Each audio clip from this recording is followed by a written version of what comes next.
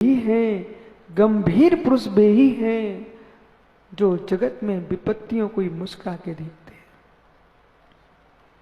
आपसे जीवन में कोई गलती भी हो जाए है मित्र, उदय में तो आएगी, उसे सहन तो आपको करना ही होगा। ये मत देखो कोई क्या कहेगा, अब ये देखो मेरा भविष्य क्या होगा। कोई क्या कहेगा ये मत देखो, ये देखो मेरा भविष्य क्या होगा। पर्याय का विघात कर्मों का नाश नहीं है। पर्याय का विघात कर्मों का नाश नहीं है। कर्मों का नाश चाहिए है, पाप का नाश चाहिए है, तो पर्याय को सुरक्षित रखते हुए तपस्या प्रारंभ कर देना। तो जिस पर्याय से पाप किया था उसी पर्याय से तप करोगे तो पाप अपने आप विगलित हो जाएंगे। इसलिए ज्ञानियों बड़े संभल के जीवन जीना, संभल के जीवन जीना। हर कदम पर जैसे हाथी अपनी सूंड से फूंक के चलता है, हर कदम पर हाथी अपनी सूंड से फूंक के चलता है, ऐसे मित्र हर कदम पर सम्यक दृष्टि ज्ञानी जीव अपने आप को देख के चलता है कि यदि नहीं है सहन शक्ति आपको दुख सहन करने की, तो मित्र इतनी सहन शक्ति और क्षीण कर लेना कि पाप मेरे से ना हो जाए। बहुत सारे लोग ऐसे होते हैं पीके जैन भैया, जो दूसरे से मजाक करते हैं पर स्वयं मजाक सहन नहीं कर पाते। यदि आपको दो बातें किसी की सहन करने की सामर्थ्य नहीं है तो किसी को एक बात से भी हंसी मत कीजिए। यदि आप एक बात उसे उल्टी बोलोगे तो 10 बातें सुनने की ताकत रख के आना। यदि आपके अंदर सामर्थ्य नहीं है तो मौन रहो ना। आपके अंदर सामर्थ्य नहीं है तो आप बिल्कुल शांत रहो ना। अपने आप को दुखी करना हिंसा है। मैं पुनः पुनः कह रहा हूं भैया इंजीनियर साहब, अपने आप को दुखी करना हिंसा है। अपने आप को दुखी करना हिंसा ही है।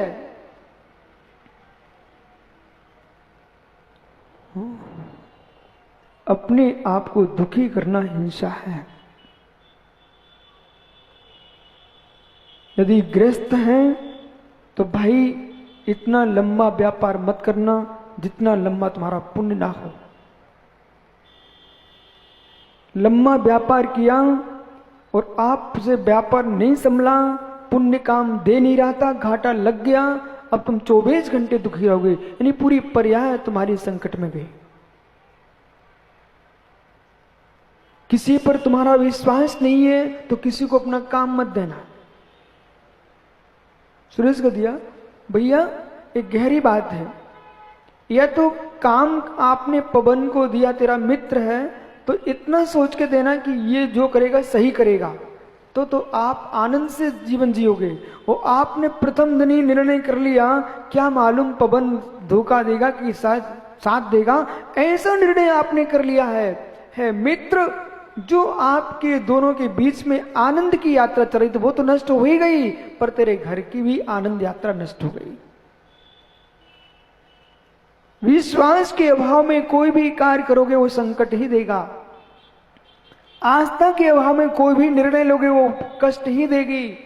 इसलिए विश्वास के साथ जियोगे तो आनंद के साथ जियोगे।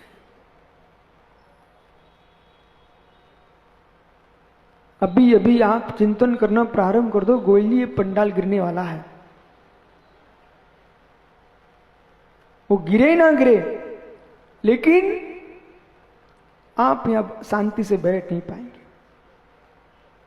नहीं बैठ पाएंगे।